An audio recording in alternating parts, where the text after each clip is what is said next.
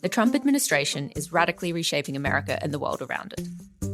In the inaugural Vantage Point essay from Australia Institute Press, Dr. Emma Shortis examines Trump's grim vision for America and the future of the Australia-US alliance. Pre-order your copy of After America, Australia and the New World Order, or become a Foundation subscriber to Vantage Point at australiainstitute.org.au/store or via the link in the show notes.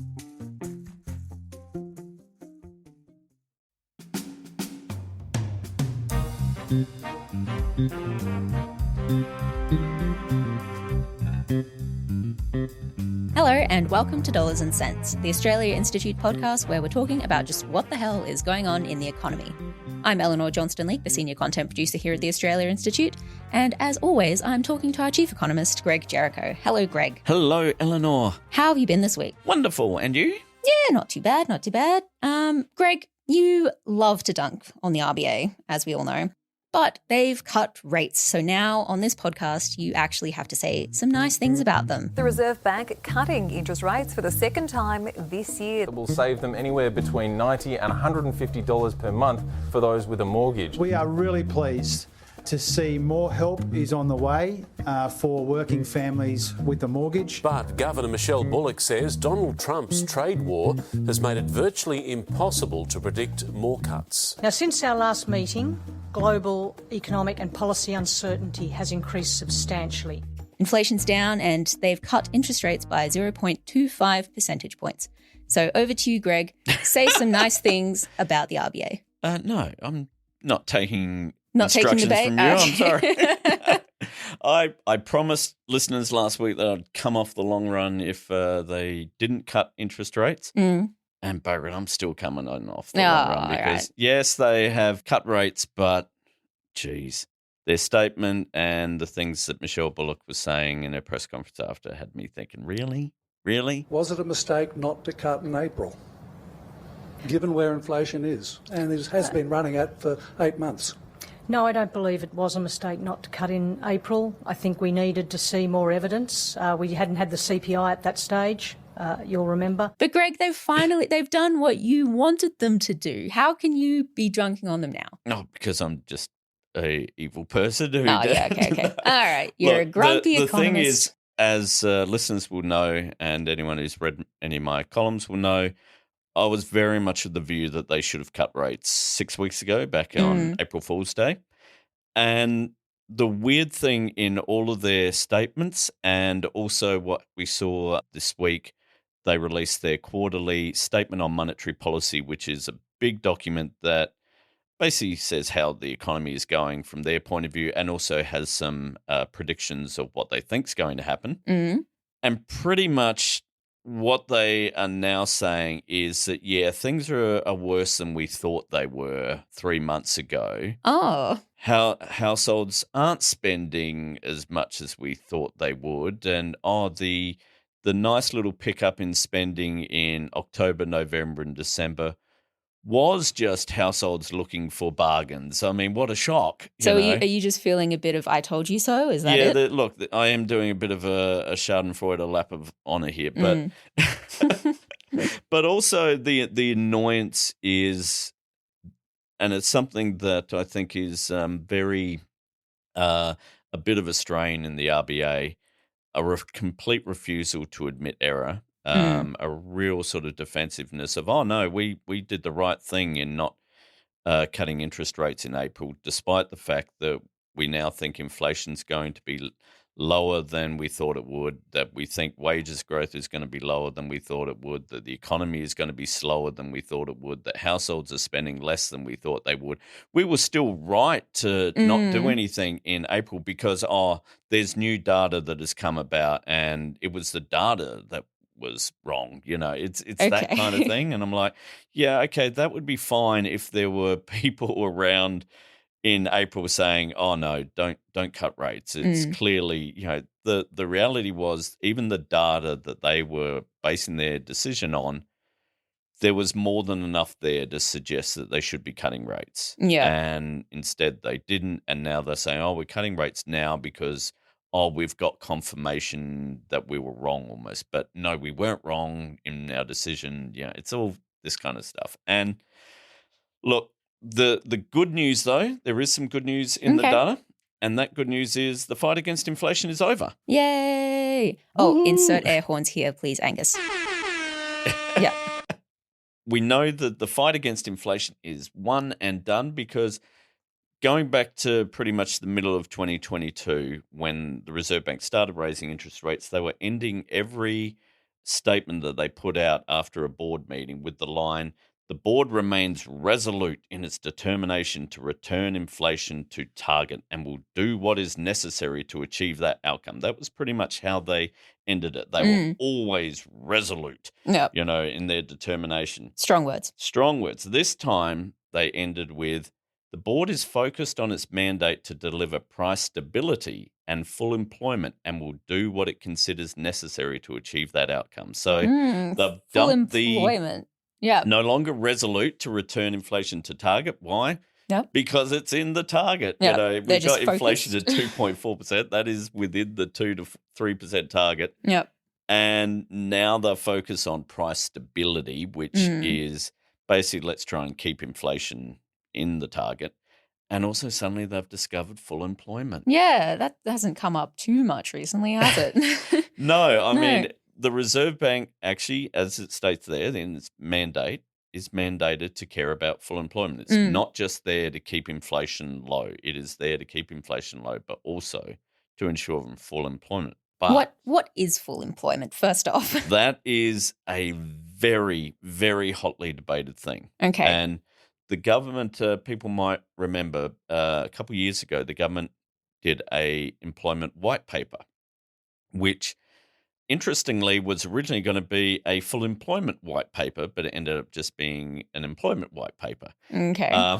But still within that, it looked at what is full employment. And effectively the government, through very much lobbying by the Department of Employment and the advisors to Tony Burke, who was the Minister for Employment at the time, sort of really pushing Treasury, who were in charge of the overall thing, saying, how about we make full employment just being you are able to get a job within a short amount of time. If you are after a job, you are able to get, anybody is able to get a job. So basically saying full employment is a situation where anyone who wants to get a job is able to get a job. Okay. Which is a pretty good that sounds indication good. of full employment. And obviously not immediately, with within a reasonable period of time. Yeah. So basically saying, look, it's not 6 months or a year. It's, within a month or two, you can get a job. Is that any job? Yeah, pretty much any job. Yeah. And obviously it's impossible to guarantee that you're going to be able to get the job, your dream job or the job that you want. But basically, if you want a job, that there is a job. Yeah. That's not what the Reserve Bank thinks is full employment. What do they think is full employment? They think full employment is a level of unemployment at which point inflation doesn't rise.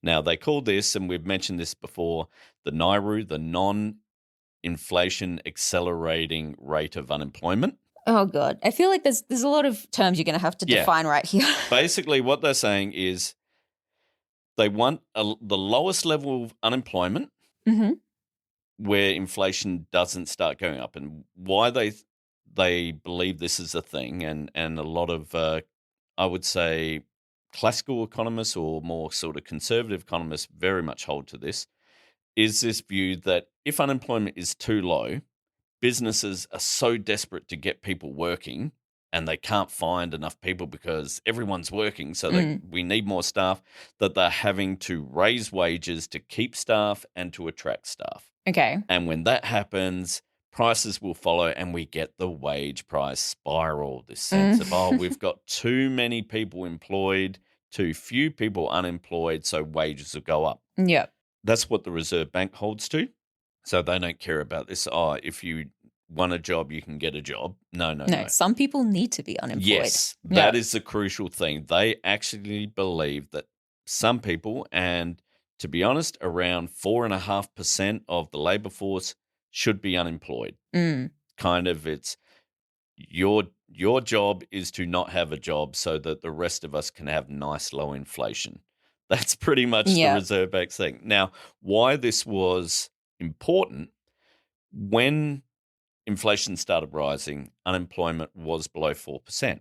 And the Reserve Bank's like, oh, this is terrible. We've got to raise interest rates.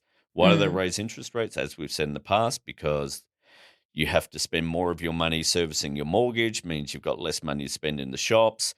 So there's less business for the shops. So shop owners are like, I think I might cut back on staff. And so unemployment rises. That's purely what the Reserve Bank was trying to do, because they thought we need to get unemployment to 4.5%. Yeah. Problem is, we've had unemployment at around 4 to 4.1% for around 15, 16 months. Mm. And we haven't had unemployment above 4.2% pretty much since inflation started rising back in middle of 2022. And what has happened in that time? Well, wages haven't exploded. Inflation's actually come down. So it's not accelerating, it's decelerating. Yeah. Wages growth has also come down in the last 15 months. So what the hell were you doing, Reserve Bank? You got it completely wrong. We didn't need to get unemployment to 4.5%. There wasn't a wage price spiral. No wage price spiral. Maybe admit you're wrong on this, but no. There's no How admitting they're dare wrong. they do that?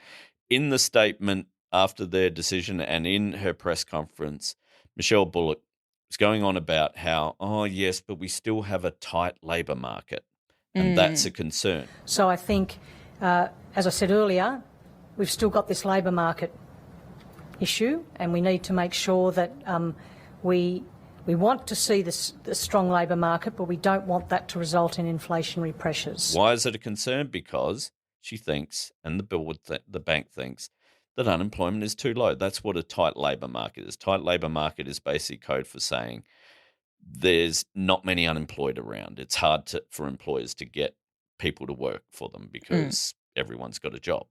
Tight labour market.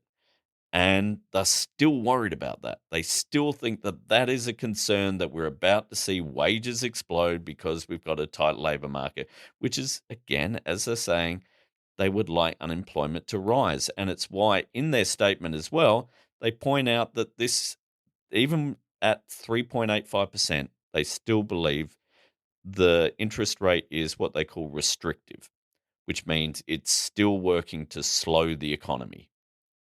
So, yeah, they cut rates, but they cut them to a point that is still, they think, slowing the economy, because they think even though the economy is growing slower than they thought 3 months ago, that households are spending less than they thought 3 months ago, that wages growth is slower than they thought 3 months ago, that inflation is lower than they thought 3 months ago, they still think actually we'd like it to be slower. Yeah. So what do you think they're going to do after this? I think, and the market thinks, yeah, good talk, but let's be honest, we don't need a slower economy. There's going to be more cuts to come. The market is already predicting that there would definitely be a rate cut again in July, in 6 months' time when they meet, and probably another 2, maybe 3 by the end of the year. We'll get down to about 3.1% cash rate, maybe even lower, because investors are looking around going, hey, you've just put out a whole stack of figures saying things are worse than you thought. I think that means we're going to have interest rate cuts. And also, even the Reserve Bank is pointing out things are uncertain because of good old Donald Trump, but all the concerns about that uncertainty are all on the downside. The worry is that Trump's going to still send the global economy off a cliff. So again, all of the concerns aren't about, if we cut rates, is inflation going to go off? No, it's if we don't cut rates, is the economy going to slow faster than we thought? So everyone is kind of thinking more rate cuts. I actually think they should have done a 50 basis point cut, or at least a 35 basis point cut, so they could have got it to 2.75% cash rate, which would just warm my heart, because we can get back to 0.25, 0.5, 0.75 cash rates, and that's so much easier to remember. 3.85 is such a, I'll forget that by the end of this podcast. I've already forgotten it. Yeah, exactly. And But it's great for gotcha questions for politicians. No, So well, say, the election's over, so we don't exactly. have any more of those. No. The Workplace Gender Equality Agency has published the first ever gender pay gap data for Commonwealth public sector employers. Well, the results that the Workplace Gender Equality Agency has published today show that the federal public sector performs well in comparison to the private sector. On a similar note, we've got other data in the news, which definitely won't be a source of controversy. The Workplace Gender Equality Agency released data around the gender pay gap for public sector workers, which includes the ABC and the police. So, Greg, how are we doing? Has gender equality been achieved? Because, economic power is the only thing that matters, of course, in gender equality. Just let me dust my hands and say it's all fixed. Yes, thanks, Greg. No, this report is actually it's the first of its kind, and it follows something that happened last year when the government instituted a new policy that meant that all businesses with more than 100 employees needed to actually submit its gender pay gaps and needed to give data on, what's the average and median salary for men and women, how many women work in your workplace and everything. So there is this incredible amount of data on basically every company you can kind of think of. Yeah. And gives us their gender pay gaps. And what we saw this week was all public sector, especially Commonwealth public sector agencies of the same size have to give out their things. And so what we saw was that in the private sector, the gender pay gap is about 21.1%. Okay. Which means women earn, on average, 21.1% less than men. Yeah. That's just across the entire private sector. In the public sector, the gap is 6.4%. So a lot closer. Yeah. A lot closer, which is good because you would hope that the public sector would actually be kind of a model employer and something we know that what the public sector does is actually followed by the private sector. So if the public sector had terrible gender pay gaps, that is not a good pointer for what might occur in the private sector. So this is a good thing. But also it's kind of understandable because of the type of work done in the public sector. Women are much more likely in the public sector to work full-time than in the private sector, full-time permanent, much more likely to be able to work from home, which means that you're not having women who have care responsibilities or who have been forced to have the care responsibilities. I don't want to make it sound like, they just out of the goodness of their hearts are doing it. Not having to either leave the workforce or work reduced hours. And also the public sector through government policy have actual, gender pay gap sort of policies in place to actually ensure that, such things are reduced. So there's still a lot of, a lot of areas where there are big pay gaps, such as in the AFP's got fairly big pay gaps. The ABC's got a gender pay gap of 9.8%, so actually above the overall average. It's a bit better than some of the media companies in the private sector, but not all of them.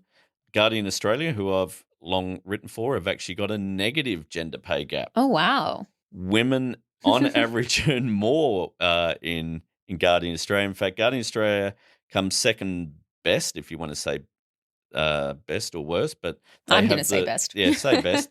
Amongst media companies, the one that comes first is Mamma Mia. Oh, yeah. Which mostly because I think pretty much it is all women who work in the sort of what we'd say front of camera kind of roles. So unlike other media organizations where it's kind of reversed, most of the men working there would be sort of in the admin staff and things like that. Whereas if you look at, say, an organization like Radio 2GB, oh yeah, they have a gender pay gap of 51%. Oh, that's pretty bad. 51%. So, yeah. Yeah, okay. That's pretty bad. Pretty clearly. Oh, and wait, no, we can't have air horns here. That's bad. No air horn. I mean, what's also interesting is when you look at across all these gender pay, and certainly I've written this in the past, that we know around 96% of all occupations in Australia men have a higher average salary than women. It doesn't matter what, whether it's economists like me, whether it's surgeons, or whether it's, say, midwives, men are more likely to earn a higher average salary. Where it's interesting is looking at some of the particular companies and industries that have big gender pay gaps that you wouldn't quite think. And a big one that really struck out to me was in a lot of retail sector areas, retail companies that basically are for designed and targeted women, such as City Chic. That has one of the biggest gender pay gaps of all Australian companies. It has a 67% Oh, wow. gender pay gap. And this is even though 96% of its employees are women. Well, I would assume that the majority of those women work in the sort of retail area. And obviously we can sort of discern from this who's working in the executive, and the same Pandora, the jewelry thing. Yeah. They have a gender pay gap of 52%. God, named after a woman, and this is what they get. Exactly. Yeah. And like, even if we look at other areas, for example, airlines, we see this as well. Jetstar has a 43% gender pay gap, Virgin 41%, Qantas 39%, even though some of those actually almost have half men and women working for them. But think again, who's working in what roles, not only in executive, but even on the plane. Who's generally up the front of the plane flying it? Men, they would be earning more than the majority women who are working as attendants and things. So it's generally, when you look through it, industries and sectors that do have high levels of women employed do generally have lower gender pay gaps. But it's not always the case. It always still comes down to who's doing things. I mean, banks, again, have pretty high gender pay gaps, around 18 to 20% for Westpac, Commonwealth Bank, NAB, ANZ. They're all around that sort of area. And another interesting thing when you look at these figures is that the median pay gap is always smaller than the average pay gap. Now, what that means is if you just look at what the sort of the middle salary is for men and women, the gender pay gap is around 13.6%. That's for both public and private sector. But if you do the average, it goes up to 16%. And the reason being, averages are skewed by high incomes. And who are more likely to have the high incomes? Men. Yeah. And then as well, it's interesting, those first two figures, that was talking about the base salary. Just this is what you pay. But if you look at the total salaries, the pay gap increases again, because who's getting the extra work, who's more able to do overtime, who's getting the bonuses and things? Men. So stop looking at me like you want to take me out and That's not unusual. That's not to do. All right. That's okay, not fair because enough. of the And topic. to be honest, look, as I always say, look at whenever you like that. write about gender issues for Guardian, it really is a complete shock that you don't just murder us all in our beds. It's coming. But yeah, look, the good thing about these figures is that, you can't fix what you don't know. And the fact that these companies are now having to report on these, that means, when people are negotiating for pay rises and just for better conditions or better promotional opportunities, companies like City Chic, workers can look at this and go, hey, we've got one of the worst gender pay gaps in Australia. Is that really consistent with the values of the company? and who we are trying to sell things to, you know? And it's a case of, hopefully, and this is why it was instituted, that with this awareness comes hopefully improvement. And, because in the past, companies were able to hide, you didn't know it. It was like, oh, well, that's the construction sector who, Yeah. So hopefully public shame will be a good motivator. And I think certainly it's a case of, we know certainly the public sector, there's going to be a lot more heat on this because it's Senate estimates. the heads of these government agencies are going to be asked, what are you doing to lower your gender pay gap? Yeah. Why have you got a higher gender pay gap than everyone else?